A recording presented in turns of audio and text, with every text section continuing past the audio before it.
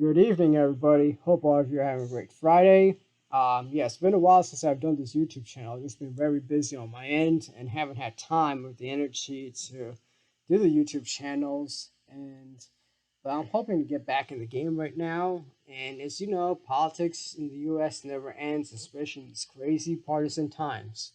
So basically, we have some high, despite being an off election year, 2023. 2023 being an off election year, we actually have some high profile races coming up. Some of them are the Wisconsin State Supreme Court race, the Chicago mayoral race, as well as some governorships. Well, actually, all of them are in the South. The states are for Kentucky, Louisiana, and Mississippi. And so this one though, one in Mississippi, is actually surprisingly going to be competitive. I mean, uh, in, this is what really caught my eye.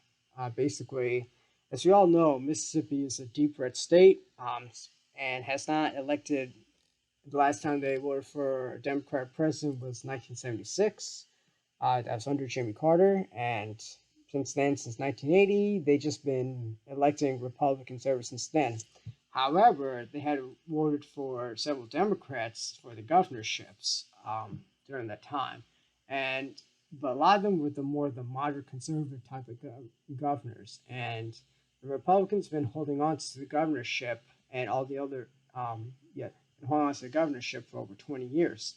But however, things are starting to look in favor of the Democrats. Are starting to look in favor are going to be are more favorable towards the Democrats during this time. And let me get into it. Why? So Tate Reeves, basically he got elected in 2019. However, as you can see here, he only won by 5 percentage points, especially for a state that Trump won by 16 and 17 percentage points. Wow, I mean that's pretty underwhelming. So that's the other way to put it. And but the thing is, you would think that Tate Reeves, just being a Republican alone, he would be a shoo-in for this governor's race. Turns out that his term's been uh, disastrous. Let's put it that way. Basically, his handling of the Jackson water crisis has been it's caught under a lot of scrutiny. But what's even more damaging was this welfare corruption scandal, which involves high-profile celebrities such as Brett Favre, the DeBoss family, as well as his predecessor, previous governor of Mississippi, Phil Bryant. They're all involved in the corruption scandal. In fact, it was so even the Mississippi State Auditor Shane White was said that this is the biggest corruption scandal in the state's history. And let me tell you this, Shane White, yeah, if he primary Tate Reeves, I think he would have won. He probably would have won, and he probably would have basically held on to the governorship. But however, he's not even Tate Reeves is not even facing a challenger.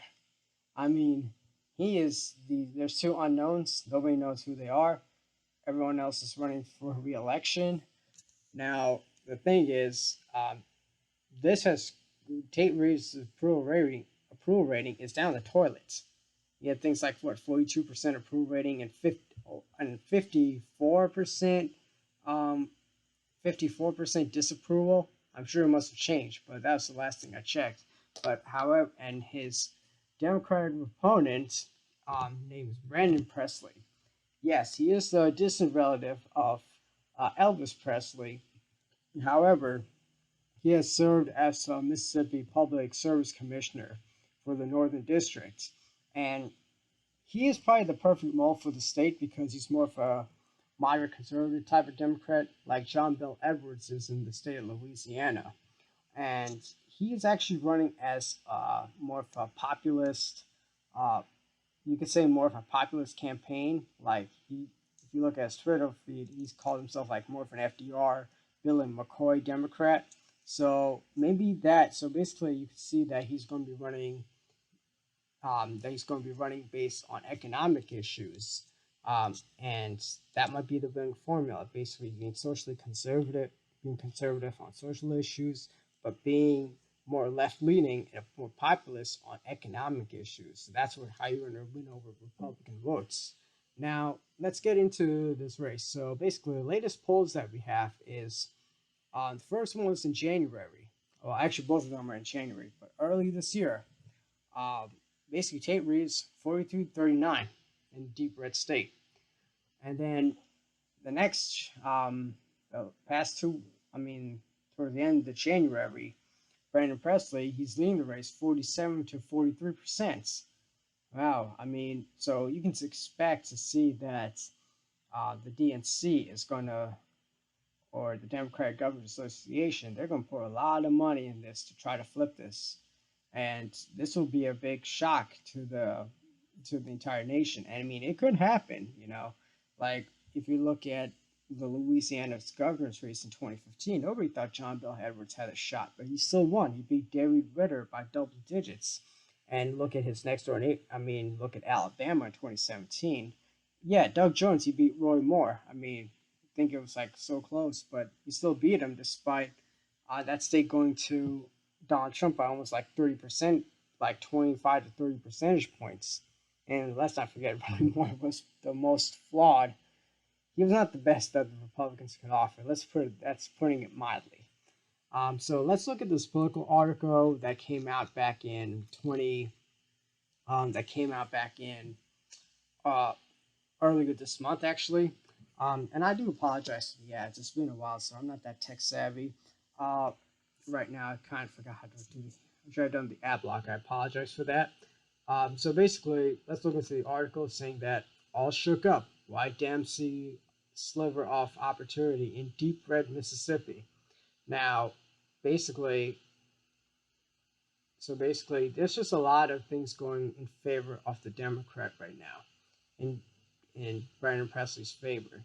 Basically, Reeves has middling poll numbers, actually poor poll numbers, clash with some other state Republicans, and but the thing is, he doesn't have a primary challenger, and says Presley's appeal for Democrats goes well beyond his connection to the king.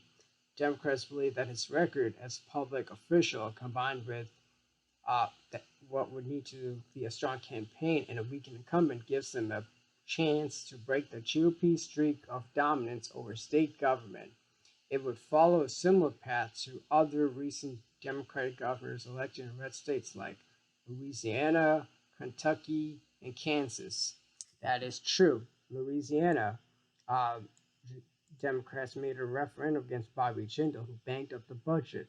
Kentucky, Matt Bevin, who is the incumbent GOP governor, not that popular, and Bashir beat him.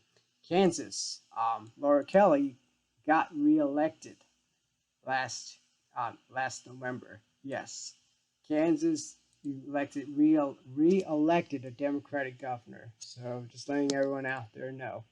Now, according to this article, it says that Brandon Presley, a great real politician and a real good campaigner, and he probably raised enough money. So I'm just skimming through the article just to trim down the fat. So basically, the other thing is just that corruption scandals really bogging down on Reeves because it's the largest one ever in the state's history, and basically. Um, And basically, they said that Presley may be a better candidate than Hood by the estimation of both Democrats and Republicans who cited his strong on the trail presence. And Presley has potential to be a strong fundraiser in the state with cheap advertising rates in its media markets. Yeah, because not many Democrats campaign in the state. And since Presley is a novelty for Democrats seeking statewide office in 2023, said he has repeatedly described himself as pro-life and also plans to lean on his history as public service commissioner and a former mayor in his hometown Middleton. And it also plans on hammering Reeves for the state's sprawling welfare connection scandal that entangled high-profile figures like Hall of Famer Brett Favre and former professional wrestler, the Million Dollar Man Ted DeBoss. So basically, Tate Reeves is a man with zero conviction and massive corruption. Yeah, because if you want to know some history about this, like what really set this bomb off is that when they say that Democrats note that the Reeves fired an attorney investigating the scandal, which Reeves defended at the time because he said the attorney was acting in a partisan manner. Basically, this attorney was actually close to handing down the verdicts on this scandal. So it looks like that Reeves has something he's hiding. I don't know what it is, but there's something uh, he's trying to avoid getting out in the public. And this is not going to end well for Reeves because you don't see him go. Because don't think even if he does win re-election and his term is over, it's not like he's going to go away scot free. I'm pretty sure they'll find a way to charge him. I don't know what the legal process is actually, to be honest with you, but the fact that he fired an attorney, well, that's just it just shows that how serious this scandal is. I don't know, and yeah, so basically, Brandon Presley, all he has to do is lean onto this corruption scandal, explain what he plans on doing for Mississippi. I know it's for I mean, Public Service Commission. I mean, he got reelected twice. I mean, actually a couple of times in the northern part of the state of Mississippi, which is extremely conservative. I mean, it's especially in these partisan times, it's kind of hard to believe that a Democrat could get elected in that type of region, but he's managed to pull it off. Maybe might be able to pull it off statewide because a lot of people they don't seem to like Tate Reeves. So I'd say for Esther now, this governor's race is actually leaning towards the Democrats' favor. I mean, anything can happen within 8 months from now.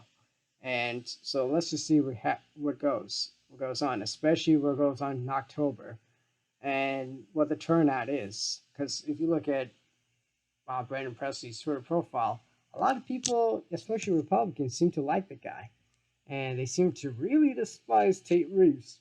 So far, the momentum is currently on Brandon Presley's side. Anyway, that's actually all I have right now regarding about this race. I'll be trying to cover more additional races because, you know, the off-year elections they're not as boring as they seem. So I'll try to make a better schedule on how to do these YouTube videos. Anyway, I hope you guys can like, comment, share, and subscribe. And if you're from Mississippi on by any chance, feel free to comment on what you think of this governor's race and who do you think might end up winning in the end of the day? I mean, we still got a long way to go, another 8 months, so anything can happen.